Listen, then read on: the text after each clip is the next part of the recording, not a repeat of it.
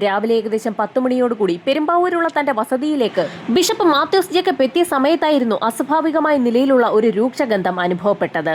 ബിഷപ്പിന്റെ വീടിനു മുൻപിൽ പച്ചക്കറി കച്ചവടം ചെയ്യുന്ന വ്യക്തികളുടെ പച്ചക്കറിയും മറ്റ് സാധനങ്ങളും അദ്ദേഹത്തിന്റെ വീടിന്റെ പിൻഭാഗത്തുള്ള ഷെഡിലാണ് സൂക്ഷിക്കാറുള്ളത്. അതുകൊണ്ട് തന്നെ ഗേറ്റ് എല്ലായ്പ്പോഴും തുറന്നു തന്നെയാണ് ഇടാറുള്ളത്. കാറിൽ നിന്ന് പുറത്തേക്കിറങ്ങിയ ബിഷപ്പും ഡ്രൈവറും മൂക്ക് ഒരുപോലെ തന്നെ പൊത്തിപ്പിടിച്ചു. രൂക്ഷഗന്ധത്തിന്റെ കാരണം എന്താണെന്ന് അന്വേഷിക്കാൻ ഡ്രൈവറോട് ആവശ്യപ്പെടുകയും അയാളെ വീടിന്റെ പിൻഭാഗത്തേക്ക് പറഞ്ഞു വിടുകയും ചെയ്തു.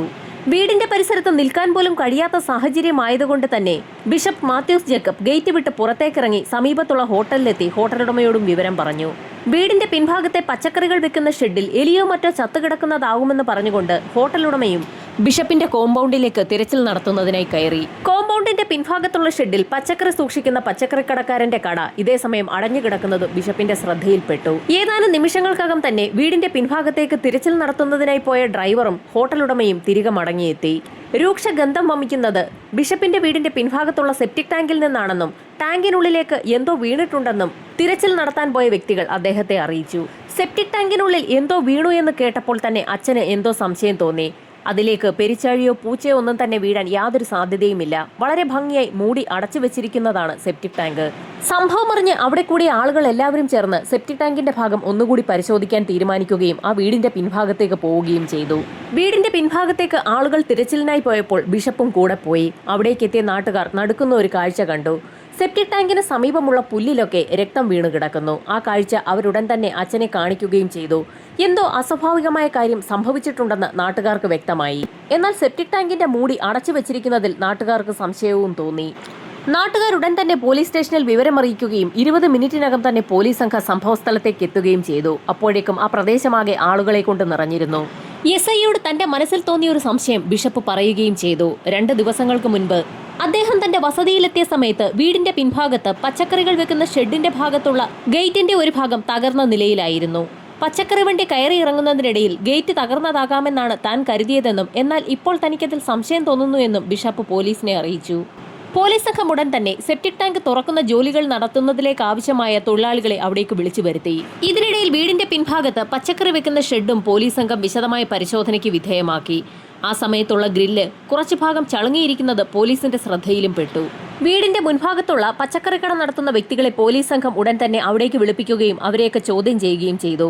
കൂട്ടത്തിലുണ്ടായിരുന്ന രാജേഷ് എന്നൊരു വ്യക്തി താൻ പച്ചക്കറി അവിടേക്ക് ഇറക്കുന്നതിനിടയിൽ തന്റെ വണ്ടിയുടെ ഒരു ഭാഗം കൊണ്ട് ഗ്രില്ല് ചളുങ്ങിയതാണെന്നുള്ള കാര്യം പോലീസിനെ അറിയിച്ചു. സമീപത്തുള്ള കടക്കാരെയും നാട്ടുകാരെയും ഒക്കെ പോലീസ് സംഘം വിശദമായി തന്നെ ചോദ്യം ചെയ്തു. തൊട്ട് തലേ ദിവസം മുതൽ തന്നെ പല സമയങ്ങളിലും അതിരൂക്ഷ ഗന്ധം വമിക്കുന്നതായി തങ്ങൾക്ക് അനുഭവപ്പെട്ടതായി നാട്ടുകാർ പോലീസിന് മൊഴി നൽകി. ദിവസങ്ങൾ പഴക്കമുള്ള എന്തോ സാധനം സെപ്റ്റിക് ടാങ്കിനുള്ളിലുണ്ടെന്ന് പോലീസും ഉറപ്പിച്ചു. സംഭവസ്ഥലത്തേക്കെത്തിയ തൊഴിലാളികൾ സെപ്റ്റിക് ടാങ്ക് തുറന്ന് പരിശോധന ആരംഭിച്ചു. ഏതാനും നിമിഷങ്ങൾക്കകം തന്നെ ജോലിക്കാരുടെ ഉറക്കെയുള്ള നിലവിളി ശബ്ദമാണ് പോലീസുകാരും നാട്ടുകാരും കേട്ടത്. ടാങ്കിനുള്ളിൽ ഒരു സ്ത്രീയുടെ മൃതദേഹം കിടക്കുകയാണ്. തൊഴിലാളികൾ വളരെ പാടുപെട്ട് മൃതദേഹം പുറത്തെത്തിച്ചു. ഒരു പായുടെ മുകളിലേക്ക് ആ മൃതദേഹം കിടത്തി. ആ സ്ത്രീയുടെ ശരീരത്തിൽ വസ്ത്രങ്ങളൊന്നും തന്നെ ഉണ്ടായിരുന്നില്ല. ആ സ്ത്രീയുടെ തല പൂർണ്ണമായും അടിച്ചു തകർത്ത നിലയിലാണ്. അവരുടെ ശരീരത്തിൽ വസ്ത്രങ്ങൾ കാണാതെ വന്നതും തൊഴിലാളികൾ ടാങ്കിനുള്ളിൽ വസ്ത്രങ്ങൾ ഉണ്ടോ എന്ന് ഒരു തിരച്ചിൽ നടത്തി. മൃതദേഹം പാതി അഴുകിയ നിലയിലാണ്. പോലീസിന്റെ നിർദ്ദേശത്തെ തുടർന്ന് ടാങ്കിനകത്ത് മുങ്ങിത്തപ്പുന്ന ആളുകൾ അവരുടെ പരിശോധനകൾക്കിടയിൽ ടാങ്കിനുള്ളിൽ നിന്നും ഒരു ചുറ്റിക കൂടി കണ്ടെത്തി. മൃതദേഹത്തിൽ നിന്നും രൂക്ഷഗന്ധം വമിക്കുന്ന സാഹചര്യത്തിൽ അധിക സമയം അത് അവിടെ വെച്ചുകൊണ്ടിരിക്കുന്നത് പന്തിയല്ല എന്ന് പോലീസിനും മനസ്സിലായി. പോലീസ് സംഘം വിവരമറിയിച്ചതിനെ തുടർന്ന് ഫോറൻസിക് സംഘവും സംഭവസ്ഥലത്തേക്ക് എത്തിയിരുന്നു. ഫോറൻസിക് സംഘത്തിന്റെ പരിശോധന വൈകാതെ തന്നെ ആരംഭിച്ചു. രൂക്ഷഗന്ധം വമിക്കുന്ന സാഹചര്യത്തിൽ കയ്യിൽ അല്പം കർപ്പൂരം പൊടിച്ച് അത് മൂക്കിലേക്ക് മണം പിടിച്ചതിന് ശേഷമാണ് ഫോറൻസിക് സംഘം പരിശോധന ആരംഭിച്ചത്. ടാങ്കിനുള്ളിൽ നിന്ന് കിട്ടിയ ചുറ്റിക ഉപയോഗിച്ച് തന്നെയാണ് ആ സ്ത്രീയുടെ തല അടിച്ച് ചിതറിച്ചിരിക്കുന്നതെന്ന് ഫോറൻസിക് സംഘത്തിന് സംശയം തോന്നി. അധികം വൈകാതെ തന്നെ പരിശോധനകൾ പൂർത്തിയാക്കിയ മൃതദേഹം മെഡിക്കൽ കോളേജിലേക്ക് ഷിഫ്റ്റ് ചെയ്തു. ഇതേ സമയം തന്നെ ഫോറൻസിക് സംഘം സമീപത്തുള്ള പുല്ലിലൊക്കെ പറ്റിപ്പിടിച്ചിരുന്ന രക്തത്തിന്റെ സാമ്പിളുകളൊക്കെ ശേഖരിച്ചു. ഗ്രില്ലിൽ ചളുങ്ങിയ ഭാഗത്ത് ഏതെങ്കിലും വിരലടയാളങ്ങൾ കണ്ടെത്താൻ സാധിക്കുമോ എന്നുള്ള ഒരു പരിശോധന കൂടി വിരലടയാള വിദഗ്ധർ നടത്തി. ഹോസ്പിറ്റലിൽ പോസ്റ്റ്മോർട്ടം നടപടികൾ പുരോഗമിക്കുന്നതിനിടയിൽ തങ്ങളുടെ ചില സംശയങ്ങളൊക്കെ ഡോക്ടർമാർ പോലീസ് സംഘത്തോട് പറഞ്ഞു. ആ സ്ത്രീയുടെ കഴുത്തിൽ തൈറോയിഡിന്റെ സർജറി നടന്നതിന്റെ ലക്ഷണമുണ്ട്. തലയിൽ ചുറ്റിക കൊണ്ടുള്ള അതിശക്തമായ അടിയേറ്റതിനെ തുടർന്നാണ് അവരുടെ മരണം സംഭവിച്ചിരിക്കുന്നത്. 60 വയസ്സിൽ കൂടുതൽ അവർക്ക് പ്രായവുമുണ്ട്. ആ സ്ത്രീയുടെ മരണം സംഭവിച്ചിട്ട് 3-4 ദിവസങ്ങൾ പിന്നിട്ടിട്ടുണ്ട്. പോസ്റ്റ്മോർട്ടത്തിന് മുന്നോടിയായുള്ള ഡോക്ടർമാരുടെ പ്രാഥമിക നിഗമനങ്ങൾ മനസ്സിലാക്കിയ പോലീസ് സംഘം അവരുടെ നടപടിയുടെ അടുത്ത ഘട്ടത്തിലേക്ക് കടന്നു. മിസ്സിംഗ് കേസുകൾ ഏതെങ്കിലും സമീപ ദിവസങ്ങളിൽ രജിസ്റ്റർ ചെയ്തിട്ടുണ്ടോ എന്നൊന്ന് അന്വേഷിക്കാനായിരുന്നു പോലീസ് സംഘം ആദ്യഘട്ടത്തിൽ തീരുമാനിച്ചത്. അങ്ങനെ മറ്റുള്ള സ്റ്റേഷനുകളിൽ അന്വേഷിക്കുന്നതിനിടയിലായിരുന്നു സംഭവം നടക്കുന്നതിന് സമീപത്തുള്ള മറ്റൊരു സ്റ്റേഷനിൽ ഒരു മിസ്സിംഗ് കേസ് റിപ്പോർട്ട് ചെയ്തിട്ടുള്ളത് പോലീസിന്റെ ശ്രദ്ധയിൽപ്പെട്ടത്. ബിഷപ്പിന്റെ സെപ്റ്റിക് ടാങ്കിൽ നിന്നും ഡെഡ് ബോഡി ലഭിക്കുന്നതിന് 3 ദിവസങ്ങൾക്ക് മുൻപ് സമീപത്തുള്ള ശാന്ത എന്നൊരു സ്ത്രീയെ കാണാനില്ല എന്നുള്ള ഒരു പരാതി അവരുടെ മകനും മരുമകളും ചേർന്ന് പോലീസ് സ്റ്റേഷനിൽ നൽകിയിട്ടുണ്ട്. പരാതി നൽകിയപ്പോൾ തന്നെ ആ സ്ത്രീയുടെ പ്രത്യേകതകളും അവരുടെ മക്കൾ പോലീസ് സ്റ്റേഷനിൽ അറിയിച്ചിട്ടുണ്ട്. ശാന്ത എന്ന 61-കാരിക്ക് തൈറോയിഡിന്റെ ഒരു ഓപ്പറേഷൻ കഴിഞ്ഞിട്ടുണ്ട്. അത് മാത്രവുമല്ല, അവരുടെ ശരീരത്തിൽ 12 പവനോളം തൂക്കം വരുന്ന ആഭരണങ്ങളുമുണ്ട്. ആഭരണങ്ങൾ അണിയാതെ ആ സ്ത്രീ പുറത്തേക്ക് പോകാറേയില്ല. ഈ പരാതി വായിച്ചു നോക്കിയപ്പോഴായിരുന്നു പോലീസിന് ഒരു സംശയം തോന്നിയത്. പോസ്റ്റ്മോർട്ടം ടേബിളിൽ കിടത്തിയിരിക്കുന്ന ആ ഡെഡ് ബോഡിക്ക് ഒരു ചെവിയില്ലായിരുന്നു. അവരുടെ കാത് വലിച്ചു പറിച്ചെടുത്ത നിലയിലാണ്. അങ്ങനെയെങ്കിൽ മോഷണത്തിനിടയിൽ തന്നെയാകാം കൊലപാതകം നടന്നിരിക്കുന്നതെന്ന് പോലീസിന് വ്യക്തമായി. ആ സ്ത്രീയുടെ മിസ്സിംഗ് പരാതി സ്റ്റേഷനിൽ ലഭിച്ച നിമിഷം മുതൽ തന്നെ പോലീസ് സംഘം ആ സ്ത്രീയെക്കുറിച്ചുള്ള അന്വേഷണം ആരംഭിച്ചതാണ്. ആ സ്ത്രീയുടെ മൊബൈൽ ഫോൺ കേന്ദ്രീകരിച്ച് പോലീസ് സംഘം അന്വേഷണം നടത്തിയപ്പോൾ അത് സ്വിച്ച്ഡ് ഓഫ് ആണെന്ന് കണ്ടെത്തിയിട്ടുണ്ടായിരുന്നു.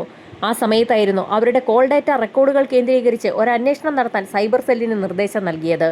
സൈബർ സെല്ലിന്റെ അന്വേഷണത്തിൽ ആ സ്ത്രീ അവസാനമായി വിളിച്ചിരിക്കുന്നത് രാജേഷ് എന്നൊരു വ്യക്തിയാണെന്ന് തെളിഞ്ഞിട്ടുമുണ്ട്. അതിന്റെ ഭാഗമായി പോലീസ് സംഘം രാജേഷ് എന്ന യുവാവിനെ സ്റ്റേഷനിലേക്ക് വിളിച്ചു വരുത്തി ചോദ്യം ചെയ്തിട്ടുമുണ്ട്. രാജേഷും ആ സ്ത്രീയും തമ്മിൽ ചില പണമിടപാടുകൾ ഉണ്ടായിരുന്നു. അതുമായി ബന്ധപ്പെട്ട് അവർ തമ്മിൽ ഫോൺ വിളിച്ചിട്ടുണ്ടെന്നും ഇപ്പോൾ ആ സ്ത്രീയെ കാണാനില്ല എന്നുള്ള കാര്യം താൻ അറിഞ്ഞു എന്നുമൊക്കെ രാജേഷ് അന്ന് പോലീസിന് മൊഴി നൽകിയിട്ടുണ്ട്. ഈ 2 കേസും ഒന്നു തന്നെയാണോ എന്നറിയുന്നതിനായി പോലീസ് സംഘം ഇപ്പോൾ കിട്ടിയിട്ടുള്ള ഡെഡ് ബോഡി കേന്ദ്രീകരിച്ച് വീണ്ടും അന്വേഷണം ആരംഭിച്ചു. ഇപ്പോൾ ലഭിച്ചിരിക്കുന്ന ഡെഡ് ബോഡി ശാന്തയുടേത് തന്നെയാണോ എന്ന് പോലീസിന് സംശയം തോന്നി. അതിന് കാരണം രാജേഷ് എന്ന പേരുകാരനാണ്. ബിഷപ്പിന്റെ വീടിന്റെ പിൻഭാഗത്തെ ഗ്രില്ല് തകർന്നതുമായി ബന്ധപ്പെട്ട് പോലീസ് സംഘം പച്ചക്കറിക്കടക്കാരെ ചോദ്യം ചെയ്തിരുന്നു. അന്ന് പോലീസുകാർ ചോദ്യം ചെയ്ത കൂട്ടത്തിലും ഒരു രാജേഷ് ഉണ്ട്. ശാന്തകുമാരിയുടെ ഫോണിലേക്ക് വിളിച്ചിരിക്കുന്ന രാജേഷ് എന്ന വ്യക്തിക്ക് കച്ചവടമാണ്. എന്നാൽ അത് എന്തുതരം കച്ചവടമാണെന്നുള്ള കാര്യം പോലീസ് സ്റ്റേഷനിൽ രേഖപ്പെടുത്തിയിട്ടില്ല. ബിഷപ്പിന്റെ വീടിന്റെ പിൻഭാഗത്തുള്ള ഗ്രില്ലിൽ വാഹനം കൊണ്ടുചെന്ന് ഇടിപ്പിച്ചിട്ടുള്ളത് പച്ചക്കറിക്കട നടത്തുന്ന രാജേഷാണ്. രണ്ടും ഒരാൾ തന്നെയാണോ എന്നൊന്ന് അന്വേഷിക്കാൻ പോലീസ് സംഘം പച്ചക്കറിക്കട നടത്തുന്ന രാജേഷിന്റെ ഫോണിലേക്ക് ഒന്ന് വിളിച്ചു നോക്കി. പോലീസിനെ അമ്പരപ്പിച്ചുകൊണ്ട് രാജേഷിന്റെ ഫോൺ സ്വിച്ച്ഡ് ഓഫ് ആണെന്നുള്ള മറുപടിയായിരുന്നു ലഭിച്ചത്. ശാന്തയുടെ മിസ്സിംഗ് കേസുമായി ബന്ധപ്പെട്ട് നേരത്തെ പോലീസ് സംഘം വിളിച്ച രാജേഷിന്റെ അതേ നമ്പർ തന്നെയാണ് പച്ചക്കറിക്കട നടത്തുന്ന രാജേഷിനുമെന്ന് പോലീസിന് വ്യക്തമായി. കൊല്ലപ്പെട്ടിരിക്കുന്നത് ശാന്തകുമാരി തന്നെ ആയിരിക്കാമെന്ന് പോലീസ് സംഘം വിലയിരുത്തി. അത് ഉറപ്പിക്കണമെങ്കിൽ DNA ടെസ്റ്റ് കൂടി കഴിയണം. പോസ്റ്റ്മോർട്ടം നടപടികൾ പൂർത്തിയാക്കി ബോഡി DNA പരിശോധനയ്ക്ക് വിധേയമാക്കിയപ്പോൾ തന്നെ അക്കാര്യം ഉറപ്പായി. മരണപ്പെട്ടിരിക്കുന്നത് ശാന്ത തന്നെയാണ്. 12 പവന്റെ ആഭരണങ്ങൾ ധരിച്ച് പുറത്തേക്ക് പോയ ശാന്ത ഇപ്പോൾ കൊല്ലപ്പെട്ടിരിക്കുകയാണ്. ബിഷപ്പിന്റെ വീടിന്റെ പരിസരത്തുള്ള ആളുകളെയൊക്കെ പോലീസ് സംഘം വിശദമായി ഒന്നുകൂടി ചോദ്യം ചെയ്തു. ആ സമയത്തായിരുന്നു ആ കടയിലേക്ക് ചായ കുടിക്കാനെത്തിയ ചില ആളുകൾ പോലീസിനോട് രാജേഷിനെ ബിഷപ്പിന്റെ കോമ്പൗണ്ടിൽ വെച്ച് അവർ സംഭവം നടക്കുന്നതിന് 2 ദിവസം മുൻപ് കണ്ടതായി മൊഴി നൽകുന്നത്. പച്ചക്കറിക്കടക്കാരനായ രാജേഷ് ബിഷപ്പിന്റെ വീടും പരിസരവുമൊക്കെ സസൂക്ഷ്മം നിരീക്ഷിക്കുന്ന കാഴ്ചയാണ് അന്ന് നാട്ടുകാരിൽ ചിലർ കണ്ടത്. എന്നാൽ അവർ നോക്കുന്നു എന്ന് മനസ്സിലാക്കിയ നിമിഷത്തിൽ തന്നെ രാജേഷ് കോമ്പൗണ്ടിൽ നിന്നിറങ്ങി തന്റെ കടയിലേക്ക് പോവുകയും ചെയ്തു. അന്ന് സംശയമൊന്നും തോന്നിയില്ലെങ്കിലും ഇപ്പോൾ സംശയം തോന്നുന്നതായി പല ആളുകളും പോലീസിന് മൊഴി നൽകി. രാജേഷ് കൂടെ ബിഷപ്പിന്റെ കോമ്പൗണ്ടിലേക്ക് കയറുന്നതായി നാട്ടുകാർ പോലീസിന് മൊഴി നൽകി.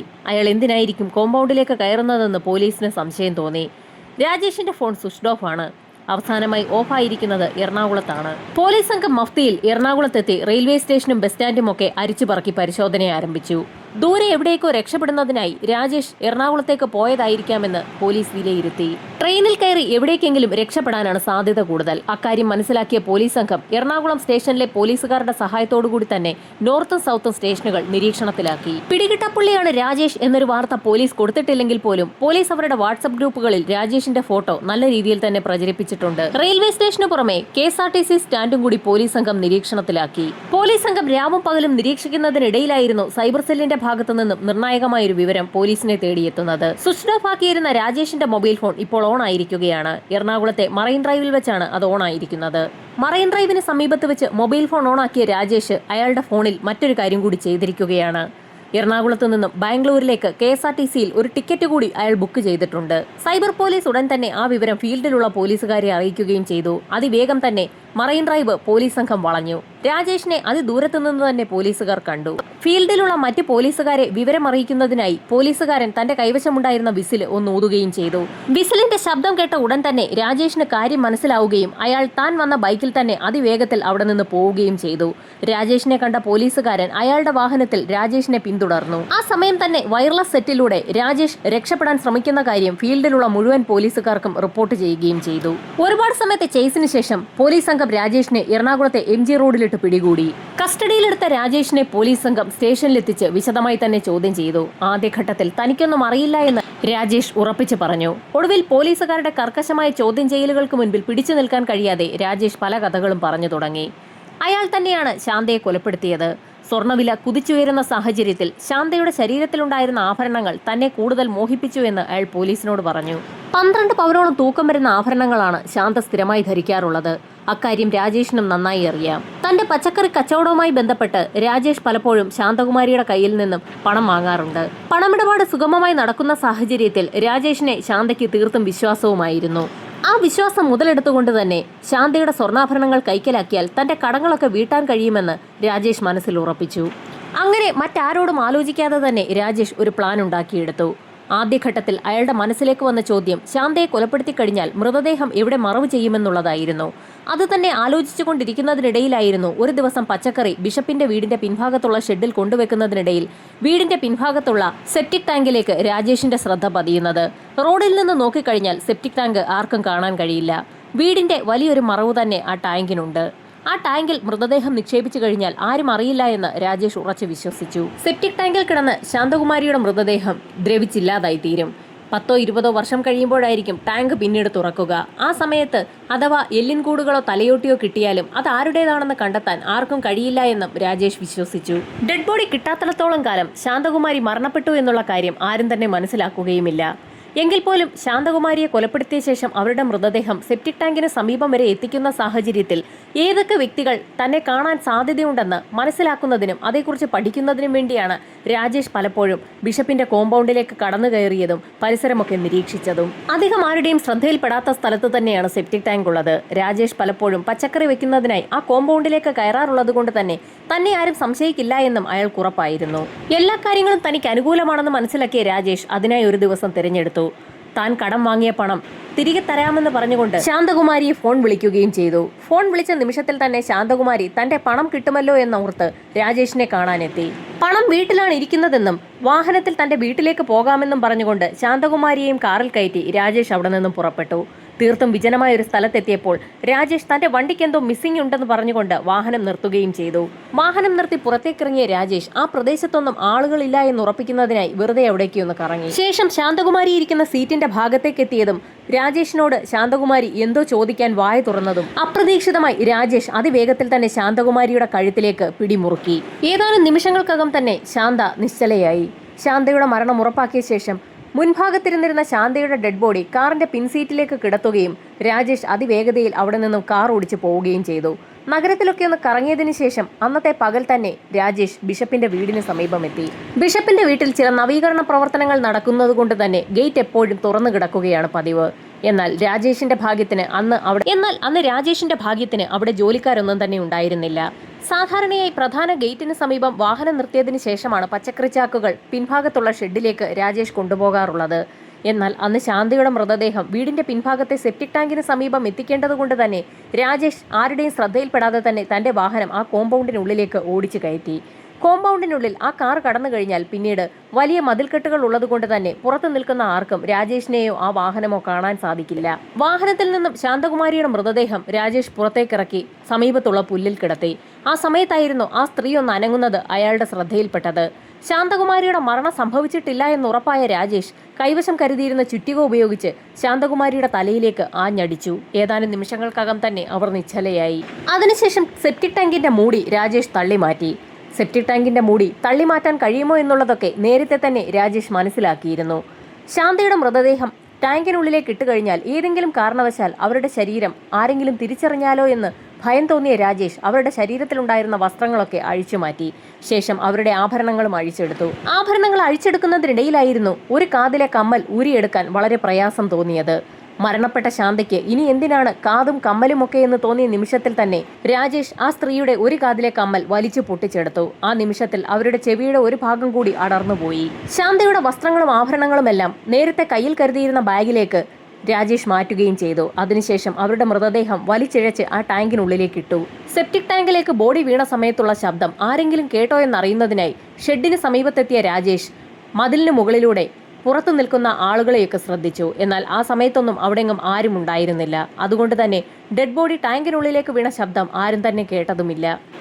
കാര്യങ്ങളൊക്കെ ഭംഗിയായി പൂർത്തിയായി എന്ന് മനസ്സിലാക്കിയ രാജേഷ് അതിവേഗം തന്നെ തന്റെ വാഹനവുമായി അവിടെ നിന്നും പുറത്തേക്ക് പോയി. ഈ സമയത്തായിരുന്നു അപ്രതീക്ഷിതമായി രാജേഷിന്റെ വാഹനം കൊണ്ട് ബിഷപ്പിന്റെ വീടിന്റെ പിൻഭാഗത്തുള്ള ഗ്രില്ലിൽ ചളുക്കമുണ്ടായത്. അയാൾ അതൊന്നും ശ്രദ്ധിക്കാതെ തന്നെ അവിടെ നിന്ന് കടന്നുപോയി. രാജേഷ് കടന്നു പോകുന്ന വഴിയിൽ തന്നെ ആരും അധികം ശ്രദ്ധിക്കാത്ത ഒരു പ്രദേശത്തെത്തിയപ്പോൾ വാഹനത്തിലുണ്ടായിരുന്ന ശാന്തയുടെ വസ്ത്രങ്ങളൊക്കെ അവിടെ ഒരു സ്ഥലത്തേക്ക് വലിച്ചെറിയുകയും ചെയ്തു. ശാന്തകുമാരിയെ കാണാനില്ല എന്നുള്ള പരാതി ഏതാനും ദിവസങ്ങൾക്കകം തന്നെ പോലീസ് സ്റ്റേഷനിലെത്തുകയും കേസന്വേഷണം തന്നിലേക്ക് എത്തുമെന്നുമൊക്കെ രാജേഷിന് ഉറപ്പായിരുന്നു. അതുകൊണ്ട് തന്നെ തന്റെ വാഹനത്തിൽ പോലീസ് സംഘം ഏതെങ്കിലും രീതിയിലുള്ള പരിശോധന നടത്താൻ സാധ്യതയുണ്ടെന്ന് മുൻകൂട്ടി മനസ്സിലാക്കിയ രാജേഷ് ഒരു അപ്പോൾസറി കടയിലെത്തി തന്റെ വാഹനത്തിന്റെ സീറ്റ് കവറൊക്കെ മാറ്റാൻ വാഹനം അവിടെ ഏൽപ്പിക്കുകയും ചെയ്തു. പിന്നീട് ടൗണിലുള്ള ഒരു ജ്വല്ലറിയിലെത്തി ശാന്തകുമാരിയുടെ സ്വർണ്ണാഭരണങ്ങളിൽ കുറച്ച് അവിടെ വിൽക്കുകയും ചെയ്തു. പിന്നീടുള്ള 2 ദിവസങ്ങളിലും കൃത്യമായി ബിഷപ്പിന്റെ വീടിന്റെ മുൻഭാഗത്തുള്ള തന്റെ പച്ചക്കറിക്കടയിൽ രാജേഷ് എത്തുകയും ചെയ്തിരുന്നു. 4ാമത്തെ ദിവസമാണ് ബിഷപ്പ് തന്റെ വീട്ടിലേക്ക് എത്തിയതും രൂക്ഷഗന്ധം അനുഭവപ്പെട്ടതിനെ തുടർന്ന് അക്കാര്യം പോലീസിൽ അറിയിച്ചതും പിന്നീടുള്ള സംഭവങ്ങളൊക്കെ ഉണ്ടായതും. അന്ന് സംഭവമറിഞ്ഞ് രാജേഷും അവിടേക്ക് എത്തിയിരുന്നു. സെപ്റ്റിക് ടാങ്കിൽ നിന്നും ബോഡി എടുക്കുന്നതിന് നാട്ടുകാരെ സഹായിക്കുന്നവരുടെ കൂട്ടത്തിൽ അന്ന് രാജേഷും ഉണ്ടായിരുന്നു. അന്വേഷണം തന്നിലേക്ക് എത്താൻ സാധ്യതയുണ്ടെന്ന് മനസ്സിലാക്കിയ രാജേഷ് പിന്നീട് മൊബൈൽ ഫോൺ ഓഫ് ആക്കുകയായിരുന്നു. 2-3 ദിവസം ഒളിവിൽ കഴിഞ്ഞതിന് ശേഷമായിരുന്നു രാജേഷ് എറണാകുളത്തെത്തി തന്റെ മൊബൈൽ ഫോൺ ഓൺ ആക്കിയതും അവിടെ നിന്നും ബാംഗ്ലൂരിലേക്ക് കടക്കാൻ ശ്രമിച്ചതും. ബാംഗ്ലൂരിൽ നിന്നും മറ്റെവിടേക്കെങ്കിലും പോകാനായിരുന്നു രാജേഷിന്റെ തീരുമാനം. എന്നാൽ അതിനൊക്കെ മുൻപേ പോലീസ് സംഘം രാജേഷിനെ പിടികൂടുകയായിരുന്നു. ഇതിനിടയിൽ രാജേഷിനെതിരെ നിരവധി തെളിവുകളാണ് പോലീസ് സംഘം ശേഖരിച്ചത്. രാജേഷും ശാന്തയും കൂടി രാജേഷിന്റെ കാറിൽ യാത്ര ചെയ്യുന്ന വിഷ്വലുകൾ ചില CCTV ക്യാമറകൾ കേന്ദ്രീകരിച്ച് നടത്തിയ അന്വേഷണത്തിൽ നിന്നും പോലീസിന് ലഭിച്ചിരുന്നു. CCTV വിഷ്വൽസ് കേന്ദ്രീകരിച്ച് നടത്തിയ അന്വേഷണത്തിൽ കുറെ ദൂരം രാജേഷിനൊപ്പം ശാന്ത യാത്ര ചെയ്യുന്നത് കാണാം. ഇടയിലുള്ള ചില വിജനമായ സ്ഥലങ്ങളിലൊന്നും CCTV ഇല്ല. അതിനുശേഷമുള്ള വിഷ്വൽസിലൊക്കെ രാജേഷ് ഒറ്റയ്ക്ക് യാത്ര ചെയ്യുന്നതും കാണാം.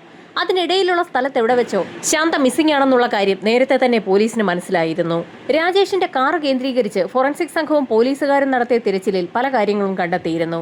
സീറ്റ് കവർ മാറ്റുന്നതിനായി കടയിൽ ഏൽപ്പിച്ചിരുന്നെങ്കിലും ആ കടക്കാര് അതൊന്നും തന്നെ മാറ്റിയിരുന്നില്ല. വാഹനത്തിനുള്ളിൽ നിന്നും ശാന്തകുമാരിയുടെ മുടിയിഴകൾ ഫോറൻസിക് സംഘത്തിന് ലഭിച്ചു.